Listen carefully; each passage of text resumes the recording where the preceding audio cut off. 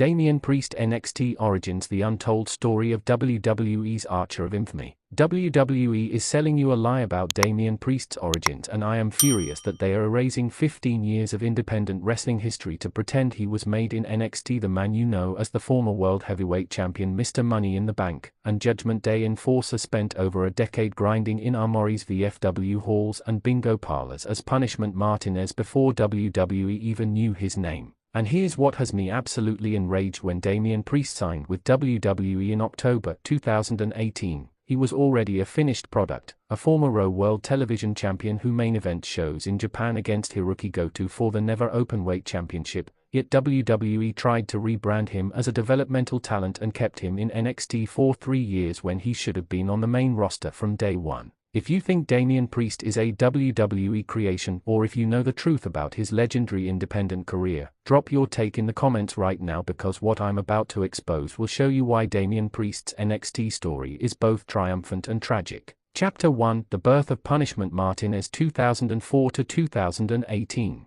Let me take you back to where it all began, because Damian Priest's wrestling journey didn't start in 2018 when he signed with WWE. It started in 2004 when a 22-year-old Luis Martinez from New York City, raised in Dorado, Puerto Rico, walked into the Monster Factory in New Jersey, the same legendary training facility that produced stars like Bam Bam Bigelow, Tazz, and Simon Gotch. First trivia question for the comments: Damian Priest trained at the Monster Factory in New Jersey. Can you name 3 other WWE superstars who also trained at the Monster Factory? Drop your answers below. But here's the brutal reality of independent wrestling in 2004. Luis Martinez's earliest documented matches don't appear until 2012. That means he spent 8 years grinding in complete obscurity, working shows that weren't recorded, wrestling in front of 50 people in high school gyms, making $25 a night if he was lucky. This is the part of Damian Priest's story that WWE will never tell you on television: the years of struggling, the years of working a day job to afford wrestling gear, the years of driving 6 hours to wrestle for 10 minutes and then driving 6 hours back home. From 2012 to 2015, Punishment Martinez, as he was now calling himself, worked for dozens of independent promotions across the East Coast: D2W Pro Wrestling, Keystone Pro Wrestling, Dynamite Championship Wrestling, MCW Pro Wrestling, Empire State Wrestling, Fusion Wrestling, and none of these shows were making him rich. He was building a reputation, one match at a time, one town at a time, one fan at a time. By 2015, Punishment Martinez had developed a character that would change his career: a demonic, intimidating 6'5" monster with martial arts training. His father taught him GJRY karate, who could work stiff and make everything look devastating. And that's when Ring of Honor came calling. Chapter 2: Ring of Honor Breakthrough, 2015 to 2018. In 2015, Punishment Martinez signed with Ring of Honor, and this is where he became a star. Raw in 2015 was one of the hottest independent promotions in the world. They had TV deals, they were touring regularly, and they had a working relationship with New Japan Pro Wrestling, which meant Martinez could wrestle in Japan. Second question: Punishment Martinez won the Raw World Television Championship during his time in Ring of Honor. Can you name the wrestler he defeated to win that title? Drop your guess in the comments. Punishment Martinez became Raw's resident monster heel. He was destroying enhancement talent. He was squashing jobbers. He was building an aura of invincibility. In 2017, Martinez won the Survival of the Fittest tournament, one of Raw's most prestigious tournaments. This wasn't some thrown-together bracket, this was a showcase of Raw's best talent, and Martinez won. On the 4th of March 2017, Punishment Martinez defeated Silas Young to capture the Raw World Television Championship. This was the biggest moment of his career. Up to that point, he was a champion in one of wrestling's most respected promotions. And here's where it gets fascinating. Through Raw's working relationship with New Japan Pro Wrestling, Martinez appeared at the Raw NJPW Honor Rising Japan 2017 event, where he challenged Hiroki Goto for the Never Openweight Championship. Think about that for a second. A guy who started in bingo halls was now wrestling in the Tokyo Dome against one of New Japan's top stars. Martinez worked for Raw until 2018, defending the television championship and establishing himself as one of the most intimidating big men in independent wrestling.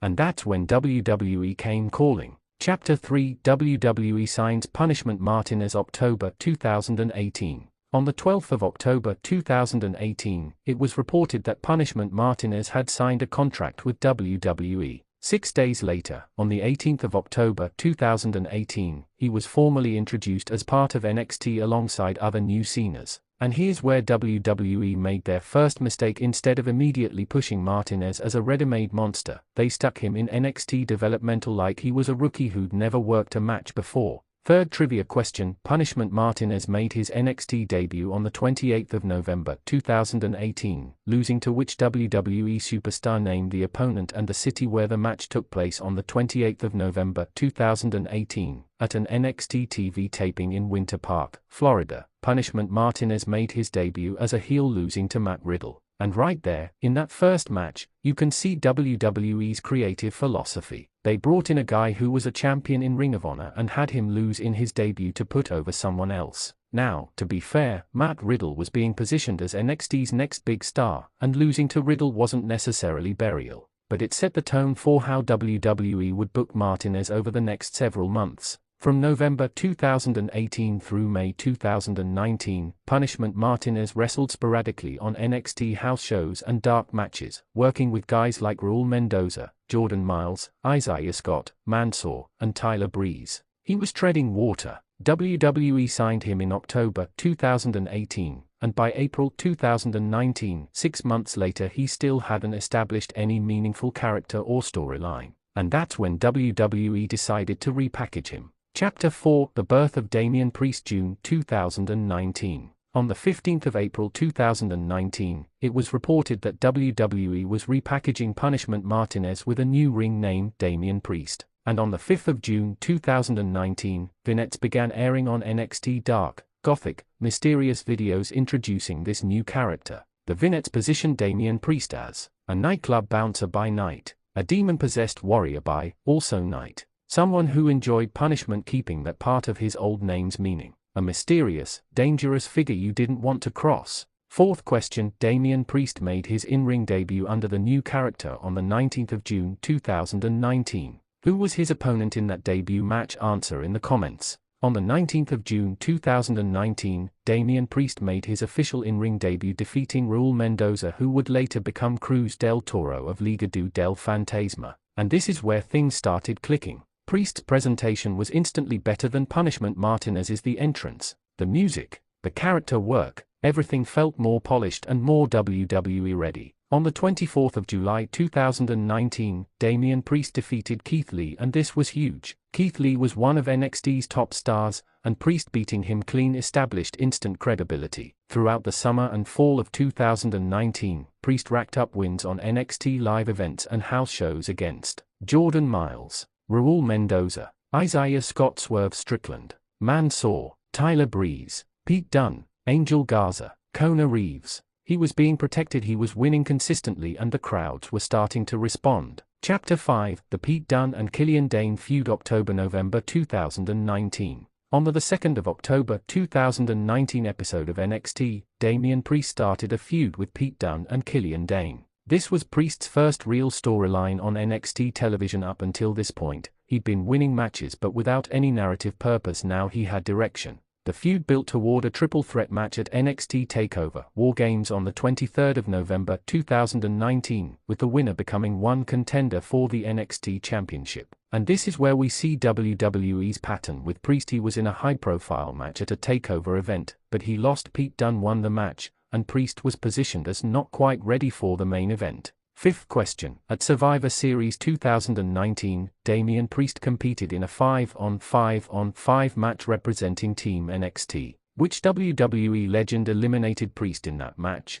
Drop your answer. At Survivor Series 2019, the night after War Games, Priest was part of the traditional 5-on-5-5 elimination match, Raw vs. SmackDown vs. NXT. Team NXT lost, and Priest was eliminated by Randy Orton after Orton countered Priest's reckoning finisher into an RKO. So by the end of 2019, Damian Priest had been repackaged successfully, won consistently on TV, competed at TakeOver, appeared at Survivor Series, but still hadn't won any major matches or captured a title. Chapter 6: The NXT North American Championship Pursuit. January-August 2020. In January 2020, Damian Priest entered the hunt for the NXT North American Championship held by Keith Lee. On the 8th of January 2020, Priest competed in a fatal four-way match with Keith Lee, Dominik Dijakovic, and Cameron Grimes to determine the one contender Keith Lee won. Priest continued pursuing the title throughout the spring of 2020, feuding with both Keith Lee and Dominik Dijakovic, but he kept losing the big matches. April the 1st, lost to Keith Lee and Dominik Dijakovic in a triple threat. The 29th of April, lost to Keith Lee in a singles match. And this is where Priest's NXT run becomes frustrating. He's winning the TV matches against lower card guys, but every time he's in a match that matters, he loses. Then came a storyline twist. On the 22nd of April 2020, Finn Balor was attacked backstage by an unknown assailant. On the 13th of May 2020, it was revealed that Damian Priest was the attacker. This led to a match at NXT TakeOver in Your House on the 7th of June 2020, Damian Priest vs Finn Balor. And guess what? Priest lost. But here's where the story gets interesting. Despite losing, Triple H praised Priest's performance, and on the 10th of June episode of NXT, Priest came out and praised Finn Balor in a backstage segment, officially turning babyface. Sixth question. After turning babyface in June 2020, Damian Priest qualified for a ladder match at NXT TakeOver XXX by defeating which two opponents? Name both wrestlers. On the 5th of August 2020, Priest defeated Oney Lorcan and Ridge Holland to qualify for the NXT North American Championship ladder match at NXT TakeOver XXX. And this is where everything changed. Chapter 7, NXT North American Champion August 2020 October 2020. At NXT TakeOver XXX on the 22nd of August 2020, Damian Priest competed in a five-way ladder match for the vacant NXT North American Championship. The participants: Damian Priest, Bronson Reed, Cameron Grimes, Johnny Gargano, Velveteen Dream, and Damian Priest won. He climbed the ladder and grabbed the title, becoming the new NXT North American Champion. This was nearly 2 years after he signed with WWE, 2 years of house shows, dark matches, and losses in big spots before finally getting his first championship. Priest's title reign was solid. He defended against Johnny Gargano at TakeOver 31.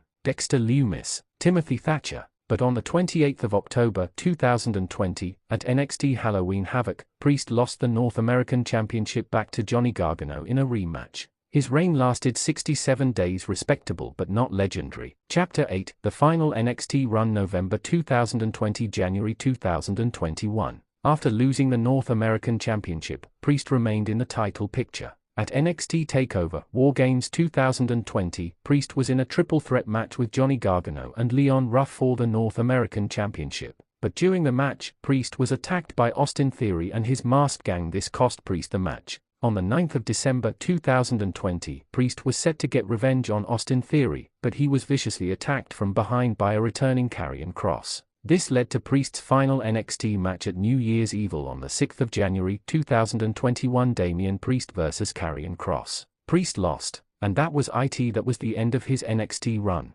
Seventh question. On the 31st of January 2021, Damian Priest entered the Royal Rumble match at what number, and can you name all 4 competitors he eliminated? Test your Royal Rumble knowledge. Chapter 9, Royal Rumble and main roster debut January-February 2021. On the 31st of January 2021, at the Royal Rumble, Damian Priest entered at 14 as a surprise entrant. He eliminated John Morrison, The Miz, Elias, Kane, before being eliminated by Bobby Lashley. The very next night on Raw, Priest made his official main roster debut after being introduced by Bad Bunny during a Miz TV segment. He defeated The Miz in his first Raw match. And just like that, after 2+ years in NXT, Damian Priest was on the main roster. Chapter 10, Why NXT both made and hurt Damian Priest. Here's the complicated truth about Damian Priest's NXT origins. What NXT did right: gave him time to develop the Damian Priest character. Let him work with top talent Keith Lee, Pete Dunne, Finn Balor, Johnny Gargano. Gave him a championship reign to build confidence. Protected him with consistent wins over mid-card talent. Showcased him at takeover events. What NXT did wrong: kept him there too long, 2+ years for a guy who was already a polished veteran. Had him lose every major match until the ladder match. Didn't capitalize on his Raw momentum. Treated him like a developmental talent instead of a ready-made star. Made him start from scratch when he should have been fast-tracked. The frustrating part is that Damian Priest was 37 years old when he signed with WWE. He wasn't some 22-year-old prospect who needed years of seasoning. He was a finished product. Compare Priest's NXT run to someone like AJ Styles, who debuted at the Royal Rumble and was immediately positioned as a main event star. That's what should have happened with Priest. Instead, WWE wasted 2+ years of his career having him work house shows and lose at takeovers. Final question: now that you know Damian Priest's full story from 2004 to 2021, do you think WWE wasted his prime years in NXT, or do you think the developmental time was necessary? Drop your honest opinion. Epilogue: from NXT to World Champion. Since leaving NXT in January 2021, Damian Priest has won the WWE United States Championship 2021, formed the Judgment Day with Edge, Rhea Ripley, Finn Balor, and Dominic Mysterio 2022, won the undisputed WWE Tag Team Championships twice with Finn Balor 2023 to 2024, won the Money in the Bank contract 2023, cashed in successfully at WrestleMania XL to become World Heavyweight Champion 2024, became only the second Puerto Rican singles world champion in WWE history after Pedro Morales in 1971. Damian Priest is now 43 years old as of 2026 and still performing at an elite level. But imagine if WWE had brought him straight to the main roster in 2018 instead of keeping him in NXT for 2+ years. He could have had 3 more years at the top. That's the tragedy of Damian Priest's NXT story. It's a story of triumph. He overcame 15 years of independent struggles, earned a road championship, got signed by WWE, and eventually became a world champion. But it's also a story of wasted time, 2+ years in developmental when he was already ready. Damian Priest's NXT origins aren't the beginning of his story, they are chapter 15 of a story that started in 2004. And WWE will never tell you the full story because it exposes how they mishandled a talented veteran by treating him like a developmental project. Smash that like button if you think Damian Priest deserved better in NXT. Subscribe to Wrestling Zone 1 for the deepest wrestling history on YouTube. And drop your takes. Did NXT help or hurt Damian Priest's career? Should WWE have fast-tracked him to the main roster? Let's get this comment section absolutely fired up because Damian Priest's story is one of the most underappreciated journeys in modern wrestling. I'll catch you in the next one.